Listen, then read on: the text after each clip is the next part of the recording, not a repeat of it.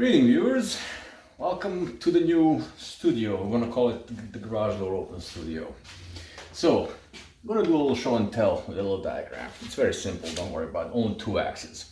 So any single time you have the car guy gets a new project,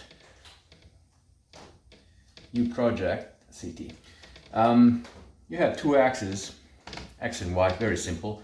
On the X axis we're gonna put time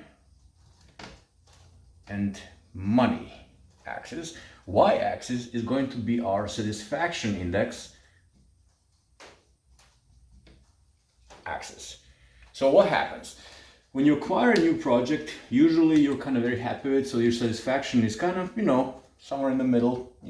You're happy about new stuff, your time is still 0, your money is still 0. Let's just say the purchasing is not involved, but then as the time goes by, you start involving more money and more time, but your satisfaction is going down because there's no progress. The car is not running or the project is not running. So usually that goes like so until you reach kind of like the bottom of the wall, and after that any time and any money that you involved in it actually start resolving and you start gaining a little more satisfaction until you finish with the project, which after a lot of time and a lot of money actually gives you a lot of satisfaction. Your satisfaction should be very, very high.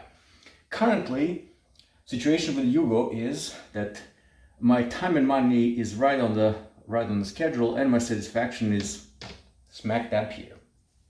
I have a new project that's right behind me, and I had a how should I put this, a little bit of a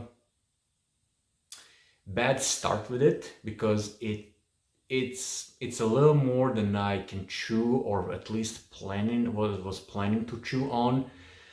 So what I'm gonna do is all the videos that pertaining that thing behind me are gonna go into the separate. I'm gonna organize it in a separate channel because it's a doozy. It's I'm not gonna say a fun project, but you can laugh at my expense, at my calamities, because I already have plenty. So that's gonna be I wanna say a winter project for me. I still don't know if I'll be able to finish it up at all, unless I put a whole bunch of money in it, which is not gonna happen. This was not supposed to be this expensive. And I haven't even started yet, and I already blew through a lot of my budget for that. I'm not going to say all of it, but 95% of the budget that I was planning for that thing is already gone. And no, it does not run. Yeah, what can I say? I'm an idiot. Anyway.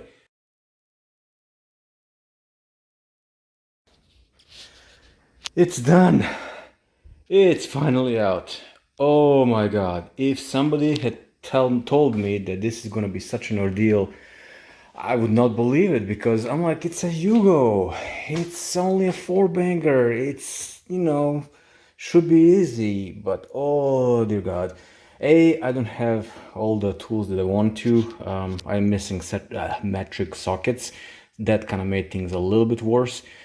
B, the AC, oh my god, terrible. It just made everything just a pain in the neck. And finally, without a lift or a cherry picker, yeah, 3 times as difficult. So I decided to use the rest of the video to overlap some recording, because this is me just rambling about how difficult this was to remove. Not just because of my lack of tools and knowledge, because the way Yugos are put together is kind of opposite from the German engineering. Instead of being user-friendly for the final user slash service guy slash mechanic, this was all put together very haphazardly. Everything was one on top of each other. In order to remove one bolt, you need to remove 700 million other things from the engine bay, and everything is in each other's way. And yeah, it was a huge pain in the neck to get it out. So now that that thing is finally out, now it was time to think about what to put back in. So at that time I was still trying to find a Yugo engine, but none of them kind of came to my radar at that point. So what I did was I ordered a 1.5 liter Fiat engine from a Fiat X19, the carburetor version from a well-known supplier, and basically that was kind of the basic of the setup. And I also ordered a brand new Weber carburetor, the two-barrel Weber carburetor to go along with that engine. So it started to shape up like a decent beginning of putting that thing back together. The only thing was left to do is I still didn't have a manual transmission and the setup for the manual transmission. But I was like, well, something will come down along that line. So I was kind of correct about that, but yeah, let's see how things is gonna unfold.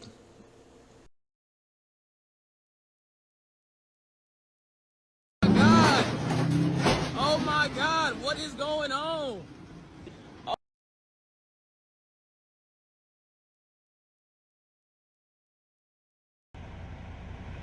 Alrighty, so there goes the truck, and these are the goods.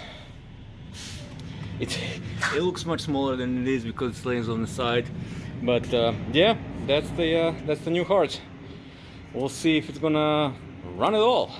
I know it should be in a good shape. No. All right, bye truck.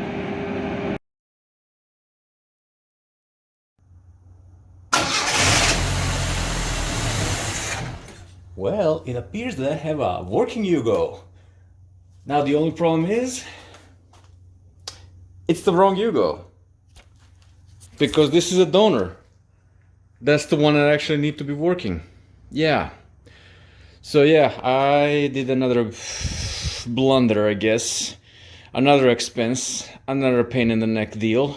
Basically, I dragged home a really rough 86, I'm gonna say, that has been through some hell and back and whatnot. It actually had a fire inside of it and whatnot. It's really rough, but it has a working engine and it's a manual, and I kind of don't care about it. So I'm gonna take stuff off of it and it's gonna go to the junkyard. And off to the junkyard we go.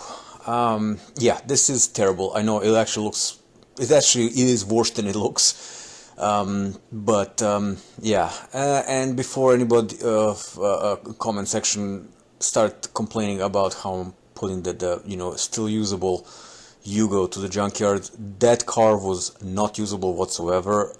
It might look nice from the outside because as far as I was told, it used to be a movie car or whatnot, so we got really nice coat of shiny new paint, but the rust beneath it, it was really bad, to the point that you couldn't really close the door or the tailgate. I mean, everything was kind of falling apart. The car was basically so flexible that if you open the door, it will basically start to twist on itself. Yeah, it was sitting in a yard outside in the ground, like half through the axles for years. So yeah, it took its toll. And lastly, there was no title to it. So yeah, basically it was unfortunately set to be dismantled off. I couldn't even save the windshield because it was so scratched up, like somebody used, I don't know, cement brick to wash it with. Yeah. So yeah, when I say I tried to salvage everything and anything that I could from that car, I did, because I really felt bad that I'm taking it with you, but into the junkyard. But at least we got the engine and some parts out. However, the problem is those two Yugos were 2 generations apart.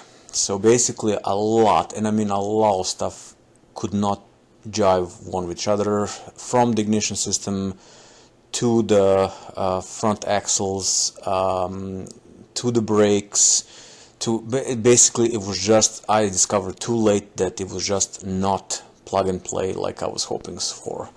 So our time and money scale needed to be redone.